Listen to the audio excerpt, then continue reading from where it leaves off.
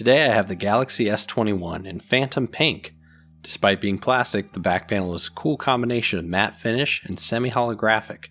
But I must say, I think it's a lot prettier on the inside. There are 18 Phillips screws securing a 3-part midframe to the chassis.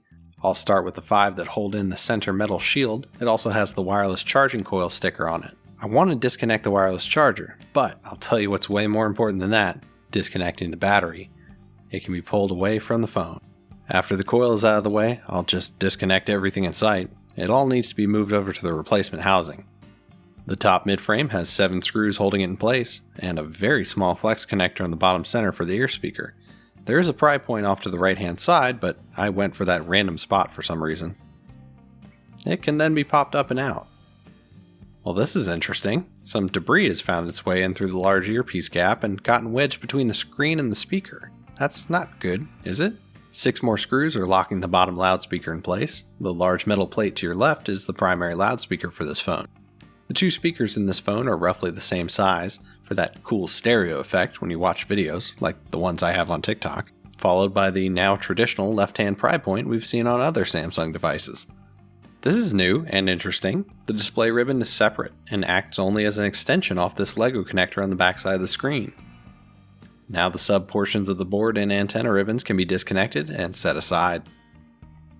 3 more screws hold the charging daughter board in place.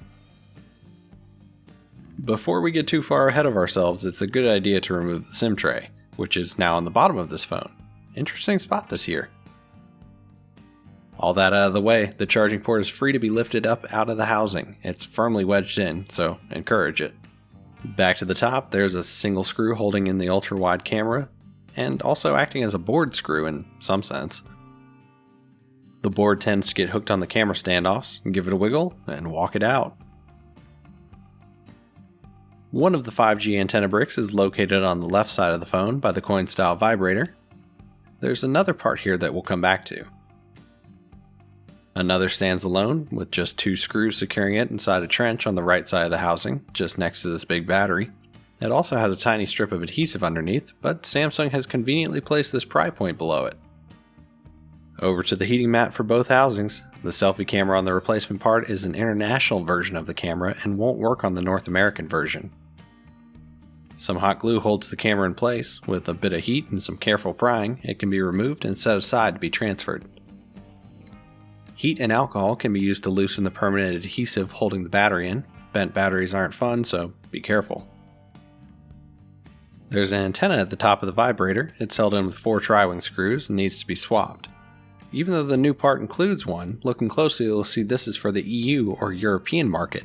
The original one is designated NA for North America. I'm not sure why Samsung still makes region-specific components, but antennas kinda make sense. No adhesive here, just uncommon screw heads.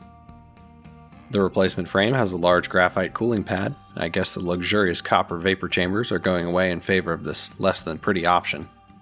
The main board can be slipped in and lined up, followed by the front-facing camera. And I'll tighten that board screw in for good measure. That is a big fingerprint sensor, much larger than the S10 and S20 series. Ultrasonic vibrations detect the ridges in your fingerprint to unlock the phone. The charging daughter board can be pushed into place, and the rubber gasket on the port is quite a snug fit.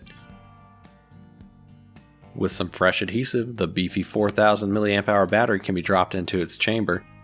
The 5G antenna blocks can be pressed into their respective slots and reconnected. Don't forget the 2 screws on the left-hand one. Time to reconnect everything. The main sublinks are reattached to both boards, and the battery is connected next to last. After the wireless charger is connected, it's time to test the device out. It powers on. That's always a good sign. Normally I'd go through and test the device before putting the back panel on, but this one is easy enough to take apart again, and I'm pretty confident in the OEM parts I got from Samsung. The Phantom Pink back panel can be aligned using the cameras as kind of a guide, and pressed firmly into place. Be sure to use new adhesive if necessary. Selfie camera works. Everything's looking good on this device, aside from my face.